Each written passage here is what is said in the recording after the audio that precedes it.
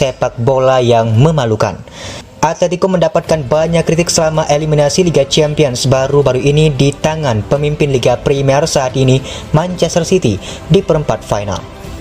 Tim Spanyol tersebut tampaknya bertekad tidak akan kalah pada leg pertama di Inggris, memainkan formasi 5-5-0 yang akhirnya dibatalkan oleh Phil Foden di akhir pertandingan dan tidak mencatatkan satu tembakan pun.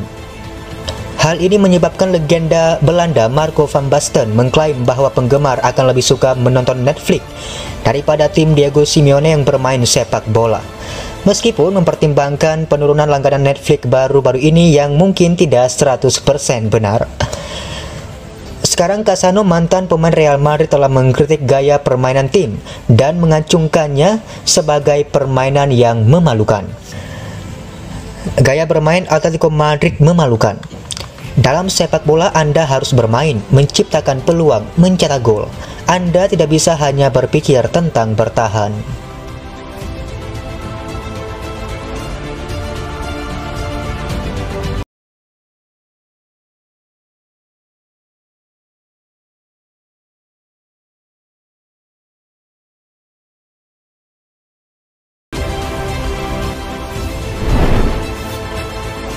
Selanjutnya, laporan di Italia dari Tuttosport dan di Spanyol menunjukkan bahwa Juventus, Barcelona, dan Real Madrid sedang mengerjakan turnamen persahabatan di Amerika Serikat yang akan berlangsung pada bulan Juli, dan Rossoneri juga dapat diundang sebagai bagian darinya. Tentu saja hal yang mencolok adalah bahwa trio klub yang disebutkan di atas merupakan sosok protagonis utama dari proyek Liga Super Eropa yang memisahkan diri yang secara resmi telah runtuh. Tetapi terus ada saran bahwa peluncuran kembali sudah dekat. Mereka sekarang merencanakan turnamen persahabatan yang akan berlangsung di Amerika Serikat pada akhir Juli, dengan musim Serie A akan dimulai tak lama kemudian di akhir pekan, tepatnya pada tanggal 13 Agustus mendatang. Itu bisa menjadi semacam pengganti Piala Champions Internasional jika rencana tersebut selesai. Selanjutnya, Atletico Madrid dilaporkan mengincar superstar Real Madrid Gareth Bale yang akan menjadi agen bebas di musim panas. Laporan dari Vikagis, Atletico Madrid berencana untuk mengontrak 3 pemain dari sesama klub Liga Spanyol di bursa transfer musim panas, dengan pemain sayap Real Madrid Gareth Bale di antara bintang-bintang yang ditargetkan. Kembali ke Tottenham Hotspur telah dibicarakan tetapi tidak mungkin terwujud. Ada juga hubungan dengan rival bebuyutan Spurs, Arsenal. Sementara Bale juga menarik minat dari Liga Amerika Serikat.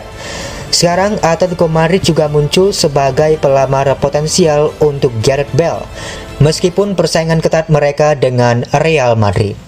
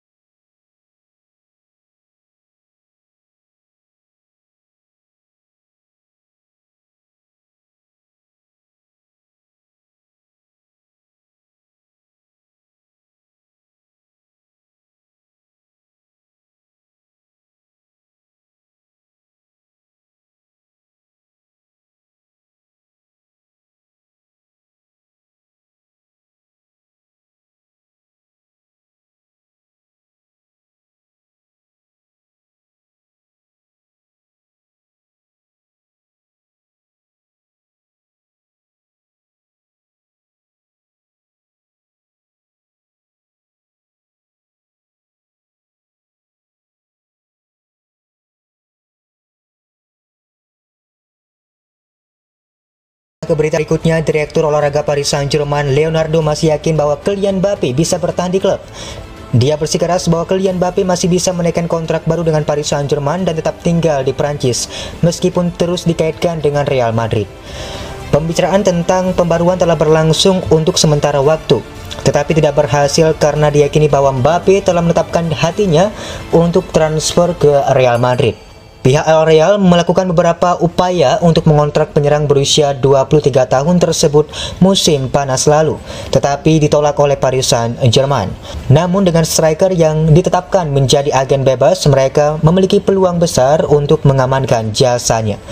Laporan telah mengklaim bahwa Real Madrid dan Mbappe memiliki kesepakatan mengenai kemungkinan transfer akhir tahun ini. Tetapi klaim tersebut tampaknya melenceng karena Paris Saint-Germain masih menyimpan harapan untuk meyakinkan superstar mereka untuk memperpanjang masa tinggalnya di Parc des Princes setelah musim yang sedang berlangsung.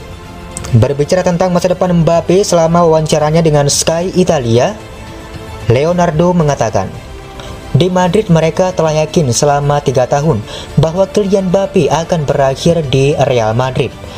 Mungkin mereka sedikit terlalu yakin tentang itu. Hari ini, Thomas Tuchel mengkonfirmasi Antonio Rudiger akan meninggalkan Chelsea di akhir musim. Kepada Sky Sports, Thomas Tuchel berkata, situasinya adalah dia ingin meninggalkan klub. Dia memberitahu saya tentang ini dalam pembicaraan pribadi. Kami memberikan segalanya, tetapi kami tidak bisa bertarung lagi karena tindakan. Tanpa sanksi, kami setidaknya dapat melanjutkan pertempuran, tetapi tangan kami terikat. Kami tidak menganggapnya pribadi. Itu adalah keputusannya. You might perhaps have felt that you missed Antonio Rudiger today. I must ask the question about his future because of course there is a lot of speculation. Is there any clarity you can give us on his future? Well, Tony, I mean, the media is on it, and the situation seems to be that he leaves the club. He informed me some days ago in a personal talk. Berita terakhir hari ini, sumber dari Jerman melaporkan bahwa Rudiger akan pergi ke Real Madrid.